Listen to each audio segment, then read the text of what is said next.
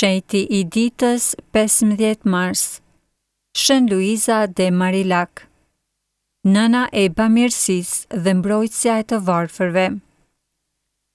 Shën Luiza de Marillac, viti 1591-1660, është një nga figurat më të mëdha të bamirësisë së Krishterë.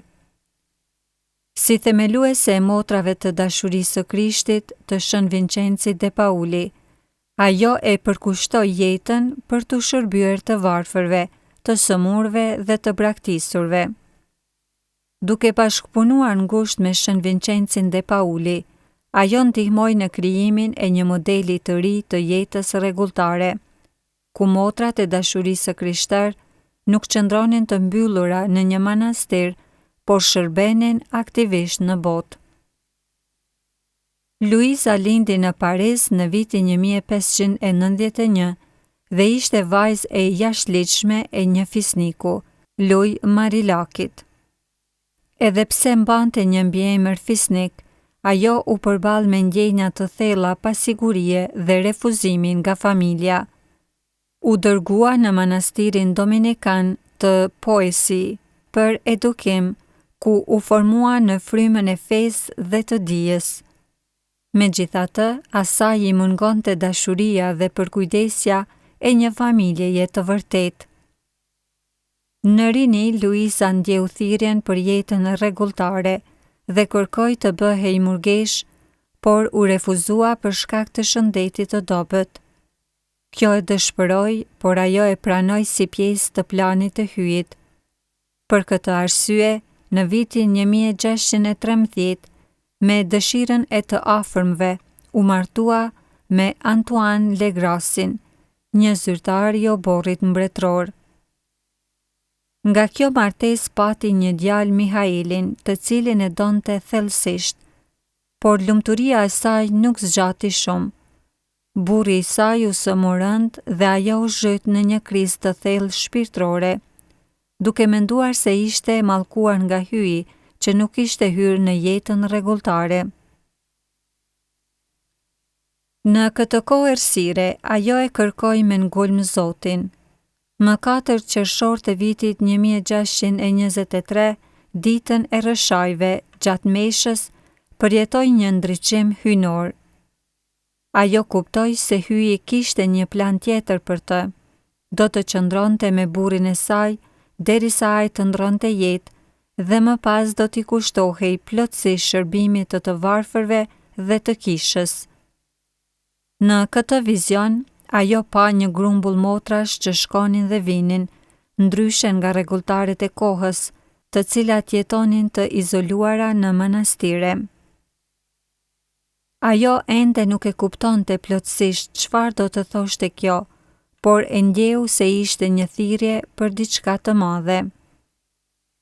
Në vitin 1625, burri I saj vdiq dhe Luiza u zotua për t'jetuar vetëm për Zotin.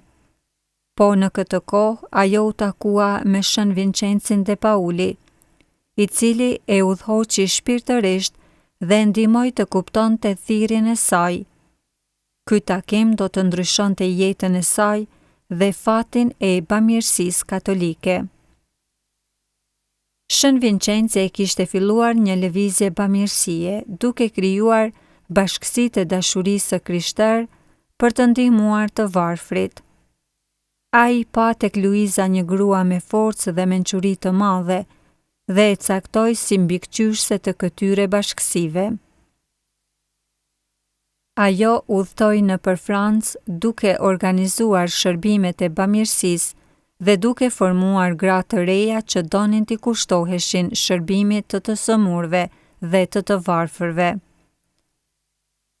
Në vitin 1633, ajo dhe Shën Vincenzi themeluan Motrat e dashurisë së Krishterë, një bashkësi e re rregulltare që do të jetonte ndryshe nga murgeshat e zakonshme. Motrat nuk do të jetonin të mbyllura në manastir, por do të dilnin në rrugë, në spitale, në jetimore dhe në fushbeteja për të ndihmuar ata që kishin nevojë. Shën Vincenzi e përshkroi misionin e tyre me këtë fjalë profetike. Kisha juaj është rruga e qytetit, qelia juaj është një dhomë e marrë me qira, klauzura juaj është frika e të Zot, velloja juaj është lirësia, dhe rregulli juaj është bindja ndaj hyjit. Kjo ishte një revolucion i vërtet në jetën rregulltare dhe një model i ri për shërbimin bamirës në kishë. Luiza i përkushtoi jetën formimit të motrave dhe shërbimit ndaj të varfërve. Ajo themeloi shumë qendra bamirësie, spitale dhe shkolla për fëmijët e varfër. Edhe pse ishte e sëmurë dhe e lodhur, ajo kur nuk ndaloi së punuari. Ajo dhe Shën Vincenzi krijuan një rregull të ri rregulltar, ku motrat e mëshirës nuk bënin një jetë të izoluar, por ishin aktive në shoqëri, duke shërbyer me përullësi dhe dashuri. Në vitin 1660, pasi kishte kaluar dekada të tëra duke i shërbyer të tjerëve, Luiza ndjeu se fundi i saj po afrohej. Ajo u sëmur rënd, por deri në frymën e fundit i inkurajoi motrat e saj të vazhdonin punën. Vdeq më 15 mars të vitit 1660, vetëm disa muaj para Shën Vincenzi de Pauli. Por vepra e saj nuk vdiq me të. Ajo vazhdon edhe sot në të gjithë botën përmes motrave të dashurisë së Krishtër, të cilat punojnë në spitale, shkolla dhe qendra bamirësie. Shën Luiza, shembull për ditët e sotme. Shën Luiza de Marillac na mëson se Zoti ka një plan për secilin prej nesh, edhe kur nuk e kuptojmë njëherë. Dashuria për të varfrit dhe shërbimi ndaj tyre janë forma më e lartë e jetës së Krishtër.